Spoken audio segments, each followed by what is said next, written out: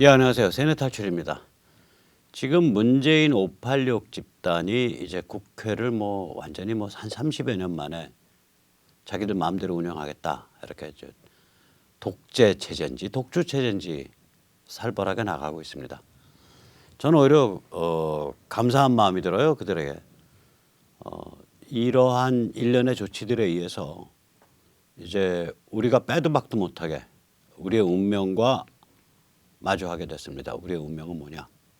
현대 문명의 세계대전, 현대 문명을 위한 전쟁, 최일선에 선 전사들이 됐습니다. 자, 오늘 그 얘기를 좀 차분히 짚어보기로 하겠습니다.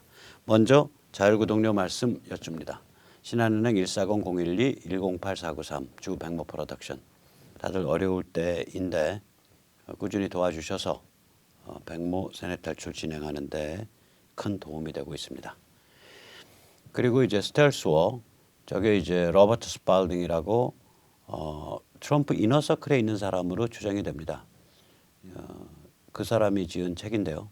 중국과 딥스테이트의 미국 정보 근무 한 2, 3개월 후에 나옵니다. 백모와 박한나라는 청년이 공동 번역을 하고 있습니다. 이 스텔스워를 지은 그 로버트 스팔딩은 2017년 미중 전쟁의 효시탄이 된 미국 백악관의 국가 안보 전략 보고서 National Security Strategy 보고서를 쓸 때 그 보고서 작성팀의 수석 부장이었고요. 그 전에는 미국 백악관의 NSC에서 근무했고요. 그 전에는 주 베이징 미국 대사관의 무관으로 근무했고요. 그 전에는 진짜 스텔스 폭격기인 B2 조종사를 했습니다. 중국과 딥스테이트의 미국 정보 근무, 이 책이 낱낱이 밝혀주고 있습니다. 지금 주문하시면 백모가 서명해서 특별 선판매합니다. 자, 지금 상황을 저는 이제 문명 전쟁이라고 규정을 합니다. War for Civilization, War of Civilization, 문명의 전쟁 해도 되는데 문명을 위한 전쟁이라고 부르고 싶습니다. 제가 세뇌 탈출에서 가끔 이 철학 흉내를 내면서 현대 문명의 그 핵심적인 경향으로 우리 모두를 무도덕한 자의식 덩어리로 만든다. 아모랄 이고로 만든다. 이것이 현대 문명의 특징이다. 이런 말씀을 드린 적이 있습니다. 이 특징을 가장 먼저 식별한 사람은 지금으로부터 약 250년 전 프랑스의 철학자 디드로입니다. 그가 쓴 라모의 조카라는 책은 현대 문명 이전에는 별로 존재하지 않았던, 그러나 현대 문명에 의해서 양산되기 시작한 지극히 무도덕한 자의식 덩어리를 그려내고 있습니다. 그 책은 프로이드도 탐독을 했고요. 마르크스도 탐독을 했고요. 헤겔도 탐독을 했고요. 괴테도 탐독을 했습니다. 실제로 그 책이 알려진 것은 괴테가 한 독일어판에 의해서 알려졌습니다. 그게 19세기 초의 일입니다. 그 책의 원래 프랑스 원문 원고가 발견된 것은 19세기 말입니다. 즉 그 책은 처음 80년 정도는 독일에서부터 알려진 책입니다. 현대 문명이 무수히 만들어내는 이 무도덕한 자의식 덩어리. 당연하죠. 원래 도덕이라는 건 공동체 유대를 통해서 배웁니다. 근데 현대 문명이 되면 사람들이 시장 속에서 아등바등 혼자서 떠서 살아가는 그런 존재가 됩니다. 거기엔 문중도 없고 대가족도 없고 집성천도 없고 또 종교기관, 교회 이런 것도 옛날처럼 그렇게 강력한 힘을 발휘하지 못하고 뿐만 아닙니다. 핵가족조차도 깨집니다. 편부스라해서 혼자 떠서 살아가는 그러한 존재가 됩니다. 우리말 속담에 보고 배운 데가 없다 그러죠. 도덕이야말로 보고 배운 데가 있어야 생겨나는 겁니다. 공동체 유대가 없는 사람이 어떻게 도덕을 알겠습니까? 내가 내다라는 자의식 덩어리만 맹렬하고 도덕에 대해서는 아무런 감각이 없는 그런 존재가 됩니다. 그게 우리 시청자님들의 출발점이에요. 물론 연세가 계신 분들은 그런 걸 많이 못 느끼셨을 텐데 최소한 1970년대생 이후 이런 거 아주 뼈저리게 느낍니다. 저는 1959년인데 좀 반란 까진 데가 있어서 저는 이걸 많이 느꼈습니다. 이 무도덕한 자의식 덩어리가 우리의 원래의 출발점이 됩니다. 현대 문명 속에서는. 그 출발점에서 이제 개돼지 좀비로 타락하냐 아니면 이 인생과 세계에 대한 자기 나름의 관점과 원칙을 가진 참된 개인으로 성장하냐, 이 갈림길에 처하게 됩니다. 모든 사람이 그렇습니다. 현대문명이 진행하면 진행할수록 모든 사람이 그렇게 돼갑니다. 지금 우리가 미국에서 BLM, 그 Black Lives Matter 이런 거 보면 그 날뛰는 거 보세요. 한국에 그 효순 미선 때 날뛰던 사람들, 광우병 때 날뛰던 사람들, 천안함 괴담에 흔들려서 날뛰던 사람들, 세월호가 국정원 작품이라고 날뛰던 사람들, 탄핵 촛불 때 날뛰던 사람들, 이거랑 뭐가 다릅니까? 오히려 그거보다 더 살벌하죠.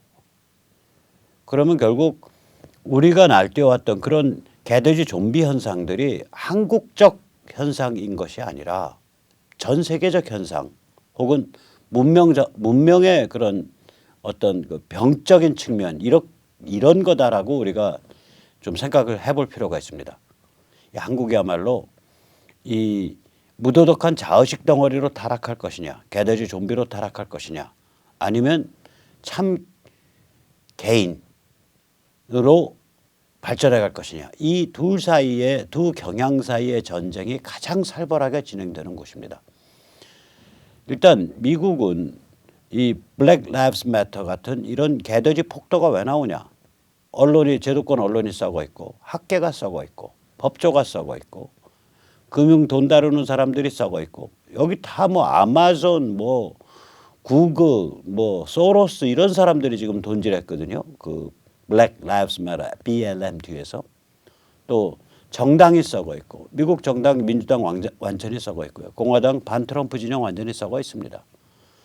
거기다가 급진 좌좀들이 날뛰죠. 급진 좌좀, 안티파라든지 미국 민주사회주의자 연맹, Democratic Socialist of America, DSA 이런 급진 좌좀들이 날뛰고, 페미가 날뛰고, 동성애 젠더가 날뛰고, 환경하는 사람들이 날뛰고, 이렇게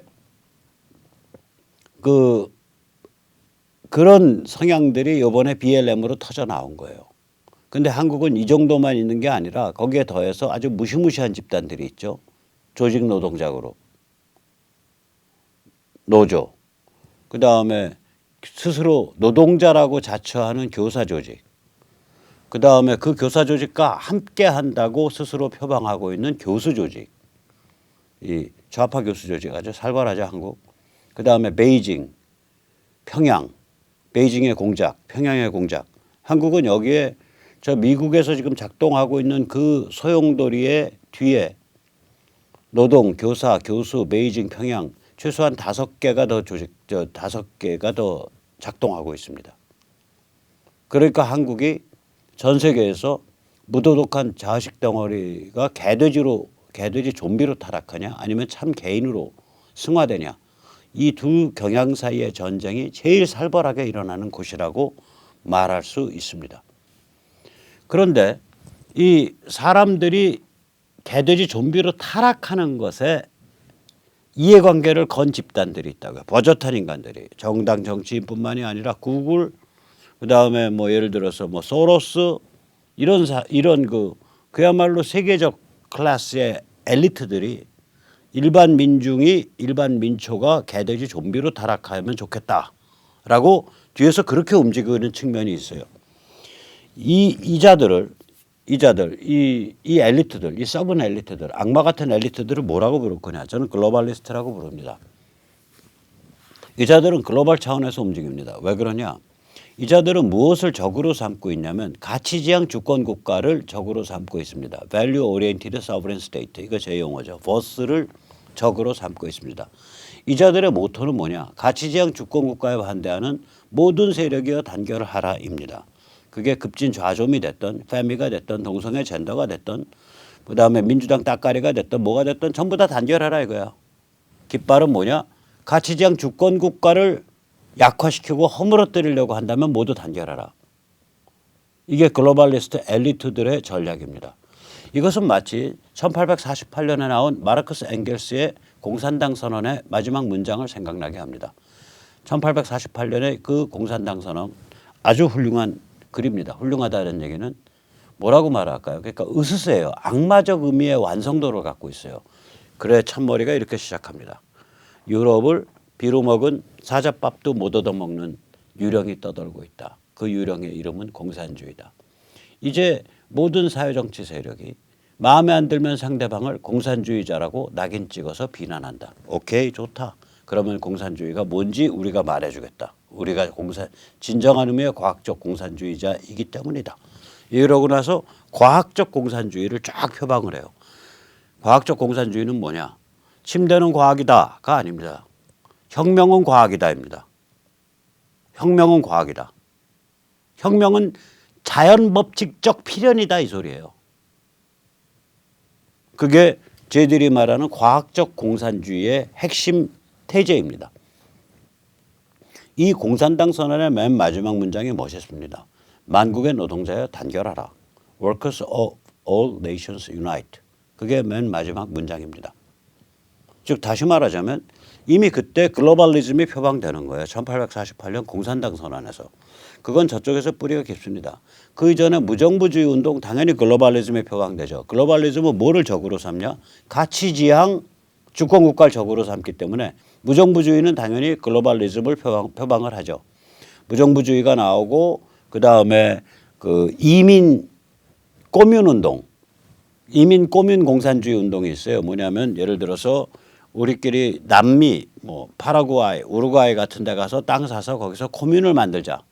그런 게 나오고 코뮌 공산주의. 코뮌 공산주의는 아직도 기독교 쪽에서 많이 살아남아 있죠.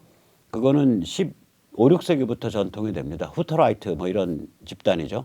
그러니까 그 사유재산이 상당히 제한돼요. 그러니까 이 그 개인 가정용 용품 외에는 사유재산이 없고 마을 이뤄서 살면서 자기들끼리 그 서로 그 교육시키고 서로 친교하고 서로 결혼하고 뭐 이런 그런 기독교 꼬뮌 운동들이 있어요.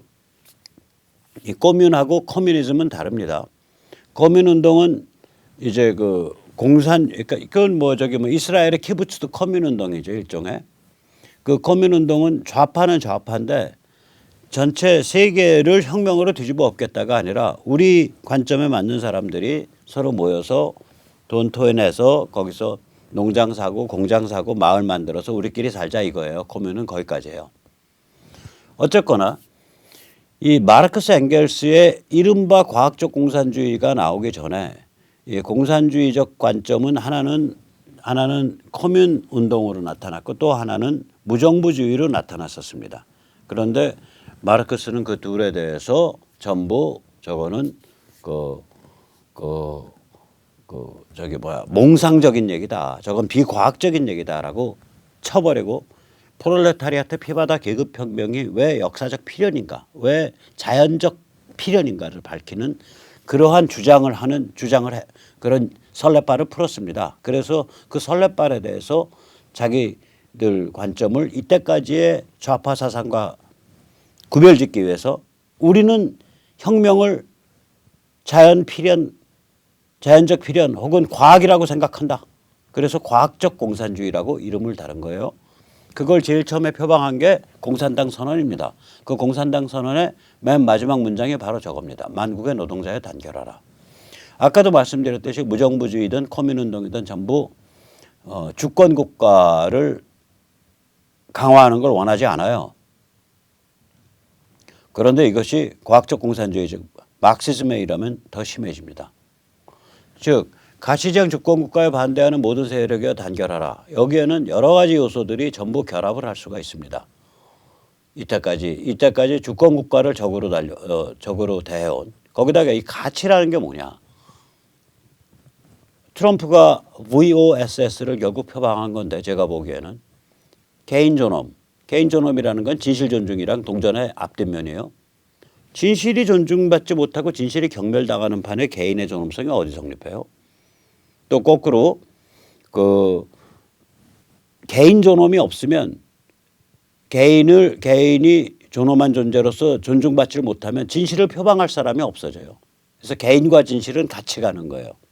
개인, 진실, 자유는 이건 삼위일체입니다. 개인 존엄, 진실 존중, 자유민주. 그리고 그것을 뒷받침하는 경제적 제도로서의 사유재산과 시장제도 이렇게 되는 거거든요. 이게 현대문명의 가치체계라는 게. 이것을 이런 걸 강화해 주는 주권국가가 필요하다라는 게 결국 지금 미국의 트럼프 진영의 입장인데 이러한 움직임에 대해서 정면으로 치고 들어간 거예요. 이 글로벌리스트들은 옛날부터 주권국가가 그건 악이야. 그건 국가는 그 죄악에 물든 폭력 덩어리야. 그래서 국가를 우리가 견제하는 또는 국가를 약화시키는 그런 운동을 해야 돼. 이게 걔들이 이때까지 퍼뜨려 온 얘기예요. 그러면서 그 과정에서 그럼 뭘 지향해서 개인 죽이고 우리가 오순도순 공동체 그 집단 이런 거 중심으로 해야지. 진실 존중. 진실 그거 알기 힘들어. 진실이라는 건 결국은 우리의 대의를 위해서 이익이 되는 게 진실이고 우리 대의를 손상시키는 건 거짓이야. 그다음에 자유민주. 자유민주가 부르주아 방종이야. 안 돼. 그거 좀 국가가 나서서 통제할 건 좀 통제해야지. 시장제도. 그건 저 가진 자들의 잔치야. 그거 착취의 구조야. 그거 안 돼. 그거 제한해야 돼. 쟤들은 그런 관점을 계속 퍼뜨려 온 거예요. 가치 지향성을 깨우고 주권 국가의 중요성을 깨운 겁니다. 이 뿌리를 따지면 그것이 굉장히 과학화되고 그것이 굉장히 이론화되고 철학화된 게 언제냐. 1848 마르크스 엥겔스의 공산당 선언서부터 이러한 관점이 과학화, 이론화, 철학화됐습니다. 그래서 독일의 철학자 니체는 지옥의 불개가 정신을 획득했다라고 말해요. 그때 정신이라는 건 이론과 철학을 뜻합니다. 지옥의 불개라는 건 뭐냐? 저 세상과 삶에 대한 원한 덩어리인 저러한 급진적 조류 이것이 이제 이론과 철학을 획득했다. 그렇게 얘기하는 게 그게 저걸 두고 마르크시즘을 두고 한 얘기라고 저는 해석을 합니다. 그래서 이제 저는 그런 면에서 이제 그 글로벌리스트의 족보를 프리메이슨까지 이렇게 따지는 일부 그 프로테스탄트들의 관점과는 좀 다릅니다. 저는 프로테스탄트의 족보나 이런 건 잘 모르지만 제가 보는 세속 역사에서 보면 프리메이슨은 하나로 규정되기가 굉장히 어려워요. 왜냐하면 원래 이제 중세 때 프리메이슨의 뿌리는 뭐냐면 저게 도시에 묶이지 않은 대목수란 뜻이에요. 메이슨이 석공인데 우리로 표현하면 저게 대목입니다. 대목이 뭐냐. 예를 들어서 동대문을 짓는다. 대웅전을 짓는다. 남대문을 짓는다 할 때 동대목수 못 부르잖아요. 대목을 불러야 된다고요. 그런 지금과 같은 설계도는 아니더라도 실제로 설계 개념을 갖고 있고 구조계산, 역학계산을 할 줄 알고 일의 프로세스를 이해하고 있고 그 큰 빅 프로젝트를 관리할 수 있고 설계할 수 있는 사람. 그 대목이거든요. 옛날에 중세 때 큰 성당 짓는다. 그러면 거기에 대형 석공을 불러야 될 거 아니에요. 그냥 정으로 망치질하는 그런 석공뿐만이 아니라 실제로 그 큰 건물을 이해를 하고 그걸 역학적으로 구조적으로 맞춰낼 수 있는 그 일종의 우리로 치면 대목이죠. 그 메이슨이 원래 석공인데 여기서는 대목을 뜻하고 프리는 뭐냐면은 도시 길드에 묶여 있지 않는다는 거예요. 중세 도시는 전부 업종별 조합 조직을 갖고 있죠. 길드로. 그래서 이 길드에서 가격을 통제하고 임금을 통제를 합니다. 그러니까 길드 목수는 뭐냐면 도시에 묶여 있고요. 조그만 목수고요. 하루 품삯 얼마 자기들 길드끼리 통일해 가지고 그걸 관철을 시키고 이게 이제 말하자면 길드 목수, 도시 목수예요. 묶여 있는 목수예요. 바운드 메이슨이에요. 제가 만든 용어입니다. 프리 메이슨은 도시에 묶여 있지 않습니다. 도시에 왜 안 묶여 있냐? 이 사람들은 대목이니까 예를 들어서 로마에서 큰 프로젝트가 벌어졌다. 그럼 로마 가서 성당을 지어요. 그런데 이게 예를 들면 런던에서 큰 프로젝트가 벌어졌다. 그러면 런던 가서 국교에 성당을 지어요. 근데 이 사람들이 예를 들어서 북부 독일에서 또 큰 성당이 벌어졌다. 큰 프로젝트가 벌어졌다. 그러면 루터교 교회를 지어요. 거기 가서. 그리고 이 사람들 지나다니는 길에 동로마 옛날 있던 자리를 그리스 가 보니까 거기는 또 모스크 양식과 거의 비슷한 융합이 되어 있는 비잔티움 양식이 있단 말이에요. 또 그걸 잘 보고 가요. 그러다가 저기 베테르부르크에서 뭐 짓는다 그러면 거기서 본 거 가지고 베테르부르크에서 성당을 크게 지어요. 그 동방정교 성당을. 그러니까 이 사람들은 가는 곳마다 이게 교단이나 종파가 달라요, 좀. 따라서 이게 한 군데 이렇게 묶이질 않고 좀 상대주의적 관점을 갖는다고요. 그런데 이 사람들의 이런 정치적인 움직임을 영미는 한 번도 탄압을 한 적이 없어요, 영국은. 그러니까 그쪽에서는 뭐 거의 17세기쯤 되면은 그냥 기록이 다 남아 있어요. 그 탄압을 안 하니까. 근데 이걸 이 사람들이 좀 자유주의적이고 좀 반항적이니까 이제 그 프러시아, 독일의 전신인 프러시아와 러시아 쯔아 체제에서는 잔인하게 탄압을 했다고요. 그러니까 이 사람들은 그쪽 지역에서는 이게 지하 음모 조직 비슷하게 되죠. 비합법 음모 조직 같이 돼요. 그래서 이 프리메이슨은 그게 어느 나라 프리메이슨이냐, 그 다음에 어느 시절 얘기냐에 따라서 이 의미가 상당히 많이 바뀝니다. 그래서 저는 이건 뭐 프리메이슨이다, 일루미나티다 이렇게까지는 얘기를 안 해요. 오히려 저는 이 배경을 따지면 오히려 유대인들하고 관계가 있어요. 유대인들은 그 서유럽에서 주권 국가가 강화돼서 아주 죽어나갔거든요. 짐승처럼 600만 명이 죽었으니까 주권 국가의 이름으로, 민족의 이름으로, 민족 국가의 이름으로. 그래서 저는 그쪽이랑 오히려 관계가 있다고 봅니다. 실제로는 이 프리메이슨 일루미나티가 아니라 유대인들이 현대 문명에서 겪었던, 특히 20세기에 겪었던 그 참혹한 그 경험, 그리고 19세기 때도 이제 압박을 받으니까 이 유대인들이 인터내셔널 커뮤니스트를 많이 했거든요. 국제공산주의 운동. 실제로 19세기, 20세기 전반 국제공산주의 운동의 리더들의 90%는 유대인이라고 보셔야 돼요. 그래서 90% 이상이죠. 그래서 이 흐름이, 저는 글로벌리스트의 흐름이 오히려 유대인들의 독특한 경험과 맞물려 있다. 그래서 좀 불쌍한 생각이 듭니다. 그러나 이걸 또 유대인만의 운동이라고 말할 수가 없어요. 이미 굉장히 뿌리 깊게 퍼져 있기 때문에. 그럼 우리가 한번 그 한국에 그 초기 그 훌륭한 선교사들 프리메이슨 많은데, 예를 들어서 우남 이승만의 머리를 깎아주고 배제학당에 입학시킨 어비슨, 그 다음에 우리 한글의 표기법, 뭐 맞춤법 이런 걸 정리를 하고 그다음에 아리랑 같은 민요를 채집을 하고 한글 연구를 선도를 했고 주시경 같은 사람을 길러낸 선교사 헐버트, 우남 이승만의 사상적 동지죠. 스승이자 사상적 동지인데, 이런 사람들이 그러면 그 당대에 보면 최고의 엘리트들인데, 선교사 명함을 찼을 뿐이지 최고의 엘리트, 최고의 학자들인데, 최고의 의사, 이 사람들이 태평양 건너서 한국에 와서 프로테스탄티즘 막 퍼뜨리고, 이거 일종의 프리메이슨 또 멤버십도 갖고 있고, 이거 글로벌리스트들 아니야? 저는 아니라고 봅니다. 우리가 아는 글로벌리스트와 상당히 다릅니다. 왜냐하면 이 사람들의 특징은 뭐냐면요, 굉장히 깊은 그 문화적 통찰을 해요.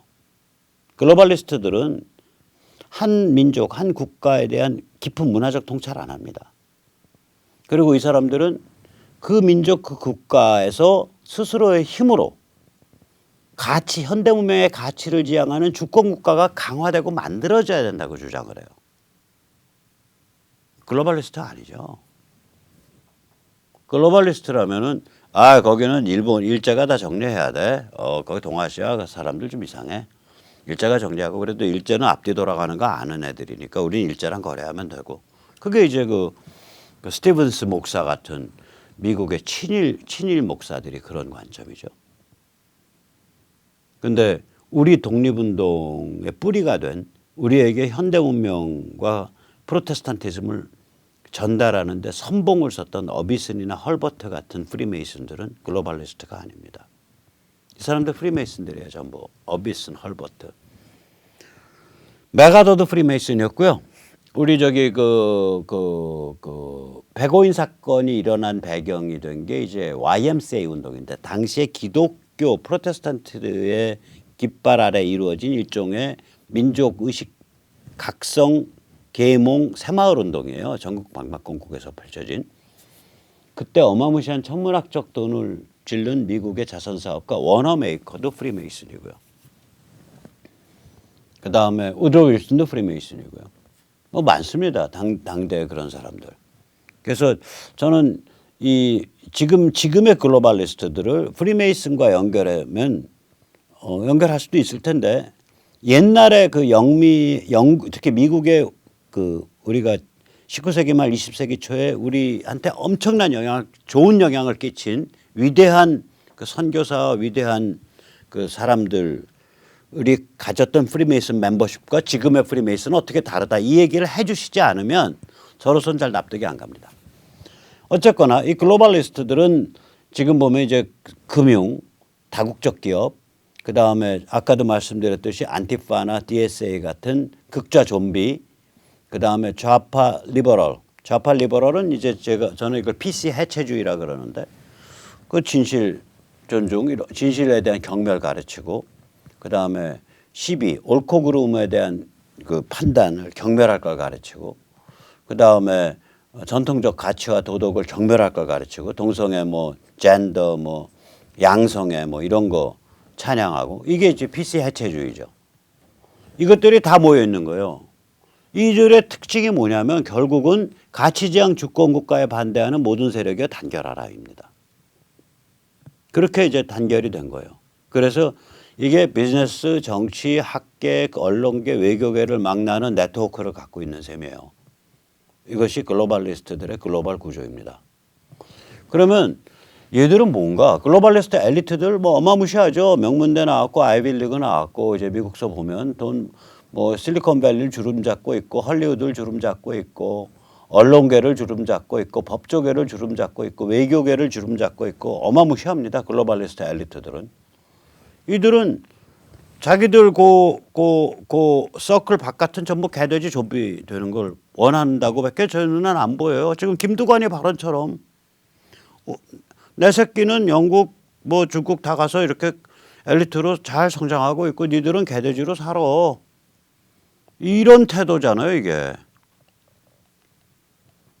그래서 이 개돼지 좀비 같이 된 사람들이 또 그걸 또 보고 열광을 해요. 그러니까 이걸 뭐라 그래야 되냐. 글로벌리스트 엘리트와 폭도 좀비, 그러니까 맙 좀비 그것의 복합체. 그래서 저 GEMG 퓨전이라고 이름을 제가 달아봤습니다. 이게 이제 세계적인 그런 패턴이에요. 이게 뭐 미국만 나타나고 있는 게 아니라 우리 한국에서는 미국보다 더 살벌하게 나타나고 있잖아요. 글로벌리스트 엘리트들과 개돼지 좀비 대중 그것이 결합해 있는 상태. 한국만큼 그게 살벌하게 작동하고 있는 데가 어딨냐고요. 그 힘을 믿고 드디어는 국회를 저렇게 다 국회는 다 우리 거 이러고서 지금 문재인 586 집단에 나선 거 아닙니까? 자, 이렇게 해서 문재인 586의 막가파 행태는 결국은 뭐냐. 현대 문명이 만들어내는 무도덕한 자의식 덩어리가 개돼지 좀비로 타락하냐 아니면 참 개인으로 승화 각성되냐 라는 문명 전쟁을 뜻하는 거예요. 이게 그 문명 전쟁이 살벌하게 이제 진행된다. 지금 저희들은 국회를 100% 이제 장악하는 체제를 만들었는데 결국 전체적으로 보면 행정, 입법, 사법, 지자체, 교육청 모두 장악했다는 소리죠. 그리고 이제 탄핵 과정에서 보면 이 문재인 586 세력이야말로 탄핵의 최대 수혜자인데 이게 글로벌리스트들이랑 잘 연결돼 있다. 저는 그렇게 생각을 합니다. 저는 그렇게 생각합니다. 탄핵 과정에서 보면.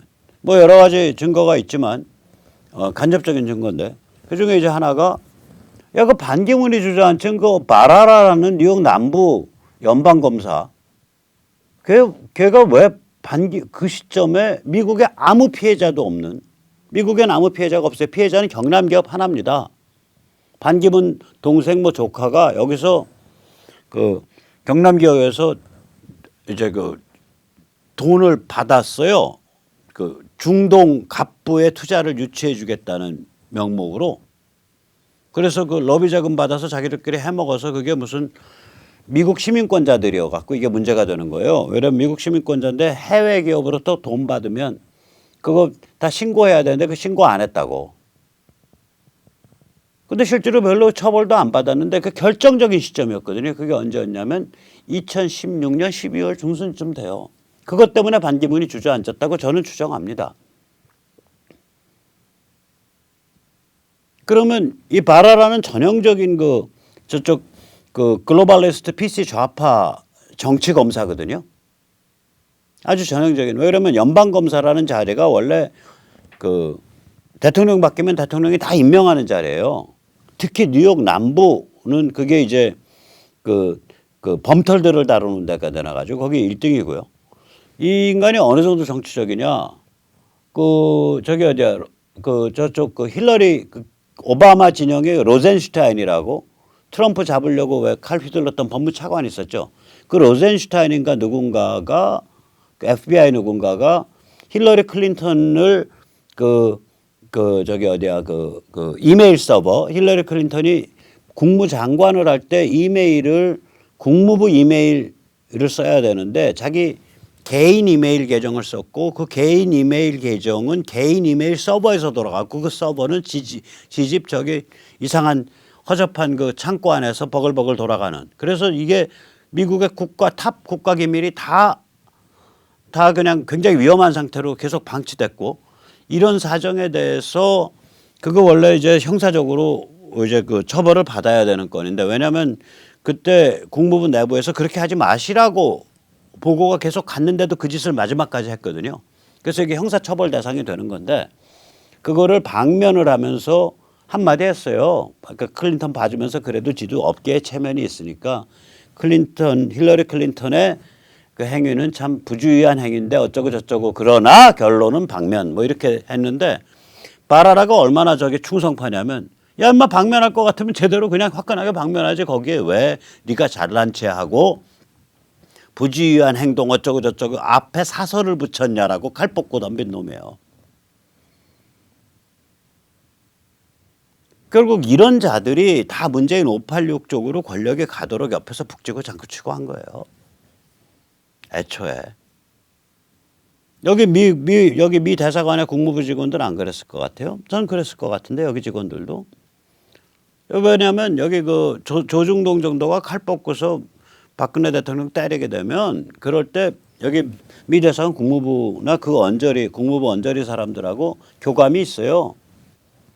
그러면 이거 때려서 박 대통령 골로 보내면 권력은 문재인 586이 먹게 된다라는 거 몰랐을 것 같냐고. 알았어요. 예를 들어서 MB가 저런 국민의 뜻에 따라야 한다고.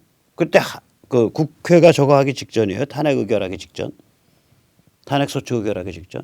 그래서 우르르 모여가지고 그 탄핵소추 의결이 그렇게 압도적으로 돼버린 거거든요. MB 그 발언 때문에. MB가 그런 바보 같은 발언 했을 때 자기 나름대로 레이더 안 세웠겠어요? 미국 선이랑. 전 세웠다고 보는데 전 그렇게 추정하는데요. 결국은 이들 글로벌리스트들은 국내에 이런 썩어 빠진 이 수구 기득권 세력 또 썩어 빠진 문재인 586 세력과 굉장히 잘 연결돼 있다. 그리고 잘 활용하고 있다. 저 같은 사람한테는 연락도 안 하죠. 당연히. 연락해봐야 아무 소용없으니까. 그러면 그런 상태에서 지금 문재인 586 집단은 뭐를 지금 노림수를 두고 있는 거냐. 중국이 무력화가 되든 말든 북한 급변 사태가 오든 말든 우리들의 권력은 영원하리라.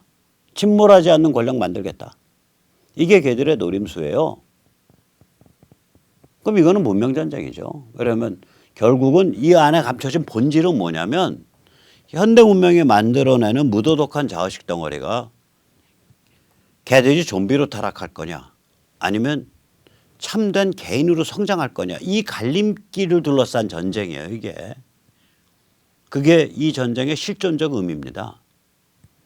근데 이자들 문재인 586 집단이 자기들이 이런 정말 이제 우리 사회의 안전벨브를 다 없애가는 거 아니에요. 국회 내에서 그래도 반대 목소리도 나올 수 있게 하고 이렇게 해야 뭐가 조정이 될 텐데 이런 조절 밸브를 다 없애서 혁명으로 몰고 가고 있는 거예요. 우리 사회를 유혈 혁명으로. 저는 그래서 사실은 이건 거의 내란범이다라고 본다고요. 유혈 그러니까 이게 폭력 유발범들이에요. 폭력적 변혁을 유발하고 있는 범죄자들이에요. 그러면 한 사회에 자기 조절 기능들을 안전밸브들을 다 빼버리니까 그 정도로 얘들이 눈이 뒤집혀 갖고 폐악질을 하고 있는 거 아닙니까? 근데 얘들이 이런 짓을 할 때에 얘들 입장에서는 한 4가지 전제가 성립한다고 보는 거예요. 이게 오화 조건이 아니라 엔드 조건입니다. 즉, 4전제가 뭐 넷 중에 하나만 성립해도 돼, 넷 중에 둘만 성립해도 돼가 아니라 넷 다 성립해야지 통하는 전략이에요. 첫째 전략이 뭐냐? 미중동 미통당의 무기력과 혼란이 계속 이어진다. 지금 조중동과 미통당은 보면 뭐냐면 친중 분단 수구 기득권 세력이거든요. 아, 김정은이가 뭐 임영웅인가 박정원이를 대통령 후보 내면 어떻겠냐고 이런 개 같은 코미디 같은 소리를 하는데 이게 얼마나 무기력하고 혼란된 얘기예요. 지금 만약에 조중동 혹은 미통당 둘 중에 하나라도 제대로 칼 뽑고 싸우기 시작하면 급속하게 결집됩니다. 지금 조중동 그리고 미통당이 무기력하고 혼란에 빠져 있기 때문에 저희 같은 사람들, 우리 민초들이 갈 데가 없이 발을 동동 굴르는 거예요. 이 무기력과 혼란이 앞으로도 주구장창 계속된다는데 이거요 보장 못하는 거예요. 왜냐하면 조선 놈들처럼 약삭 빠르고 기회주의적이고 이런 사람들이 있습니까? 아, 이거 중국 무력화될 텐데 북한 해방 일어날 텐데 이렇게 제대로 판단 딱 되고 트럼프 재선 성공할 텐데 판단되면요. 조중동과 미통당부터 확 바뀌는 수가 있어요. 이게. 한국 사람들이요. 뭐라 그럴까. 어떤 일관된 사상과 관점이 없어요.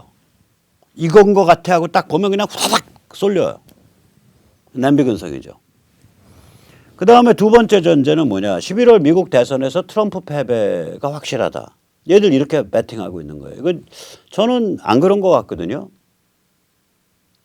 저는 트럼프 패배 별로 패배 안 할 가능성이 꽤 높다고 보는데 트럼프 재선될 가능성이. 그다음에 세 번째 전제. 미중 전쟁이 결국 어느 선에선가 봉합이 되고 북한 체제가 앞으로도 어떤 형태든 지속될 거다. 이 전제가 있는 거예요, 얘들이. 네 번째 전제. 국민들을 다음과 같은 세뇌 레시피로 계속해서 풀가동하면 계속해서 세뇌시킬 수 있다. 즉 민중 평등, 민족 평화, 친중 친북, 반일, 배미, 동성애, 젠더. 얘들 이 레시피의 무한 반복이거든요. 무한 메들리예요, 얘들. 근데 메들리 선창자는 딱 면허를 갖고 있는 자야죠. 유시민이, 김어준이, 뭐 김용옥이. 이 선창자 독점 면허를 누가 가로채려 그러면 박살납니다. 이 4가지 전제가 동시에 성립해야 돼요. 얘들의 지금 저 폐악질이 성공하려면 조중동 혹은 미통당 둘 중에 하나 어느 순간 정신 번쩍 들어서 칼 뽑고 튀어나온다.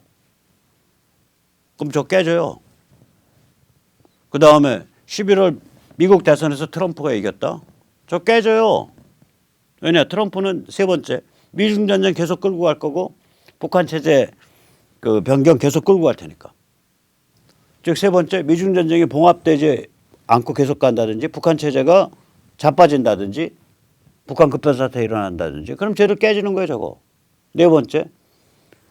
아니 아무리 사람들이 개돼지화돼 있어도 어떤 드러난 문제, 요번에 그 인천국제공항공사 인국공 문제라든지 뭐 그다음에 이번에 김두관 발언이라든지 뭐 조국 문제라든지 이렇게 드러난 문제들이 툭툭 튀어나와서 더 이상 민중 평등, 민족 평화, 친중 친북, 반일, 패미, 동성애 젠더, 민평, 친친, 반패, 동젠 이렇게 되네요. 쟤들 저거 무한 반복이잖아요. 무한 반복이에요. 무한 반복 메들리예요. 저게 언제까지 먹힐 거냐고. 먹히다가 중간에 삐끗해 버렸다. 그러면은 저 깨지는 거예요. 저희들은 저 4개가 다 성립한다는 전제 아래 대한민국의 체제의 최소한의 안전판, 최소한의 견제와 균형 장치를 다 해체시키고 있는 거예요. 그래서 저는 저희들이 폭력혁명 유발범으로 고발해야 된다고 봅니다. 폭력혁명 유발범입니다, 쟤들. 근데 왜, 쟤들 저는 이길 수 없다고 봐요. 왜냐, 쟤들은 문명을 상대로 지금 전쟁하고 있는 거거든요. 저게 반문명적인 거라고요, 전부. 전부 반문명적인 거 아니에요.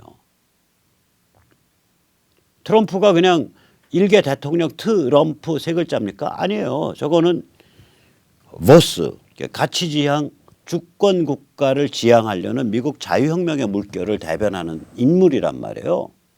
그리고 가치지향 주권 국가라는 건 지금 현대 문명의 파이널 챕터가 된 거예요. 마지막 레이티스트 챕터, 최근 챕터예요. 가장 최신 챕터예요. 현대 문명의 논점에서. 이게 글로벌리즘이냐 아니면 가치지향 주권 국가들의 네트워크이냐. 어마무시한 지금 그 현대 문명의 운영 방식의 큰 지금 그 변화의 그 분수령이거든요. 글로벌리즘과 가치지향 주권 국가 사이의 차이도 인지를 잘 못한 채로 그냥 최근 3, 40년간 속아온 거 아니에요. 아니야. 그거는 저기 글로벌리즘, PC, 좌파, 해체주의에 바탕한 민족, 문화, 주권 이런 거 다 우습게 여기고 전통 우습게 여기고 도덕 우습게 여기고 시비 분별 우습게 여기고 진실 거짓 구별 우습게 여기고 가치 판단 우습게 여기는 그 글로벌리즘 가지고는 안 돼. 이거는 가치지향 주권 국가들의 강화돼야 되고 그 가치지향 주권 국가들의 네트워크로 세상에 이루어져야 돼. 지금 그게 브렉시트건 트럼프건 다 그 현상이거든요. 유로스캡티시즘, 그러니까 EU 약화시켜야 된다. 그래서 서유럽의 각각의 국가들을 가치지향 주권 국가로 강화시켜야 된다. 이거 그 흐름이거든요, 전부. 이게 다 문명의 흐름이란 말이에요. 여기서 쟤들은 반동 혹은 반문명에 배팅을 한 거예요. 그러면 니체 말 생각나죠? 야, 너희 바람에 대고 침 뱉는 놈들 잘 들어 이놈들아. 바람에 대고 침을 뱉으면 침방울이 다시 네 쌍판에 들러붙어. 얘들은 이길 수 없는 적을 상대로 해서 싸우고 있는 겁니다. 문명의 큰 변화 물결을 상대로 해서 싸우고 있는 거예요. 얘들은 백모를 상대로 해서 싸우고 있는 것도 아니고요. 얘들은 우리 자유시민을 상대로 해서 싸우고 있는 것도 아닙니다. 얘들은 문명의 큰 흐름을 상대로 해서 싸우고 있는 겁니다. 그리고 우리의 최강의 파트너, 우리의 힘은 어디냐? 우리는 문명이 제대로 가는 큰 흐름을 타고 있는 겁니다. 그래서 절대로 저희들의 폐악질에 기죽을 필요 없습니다.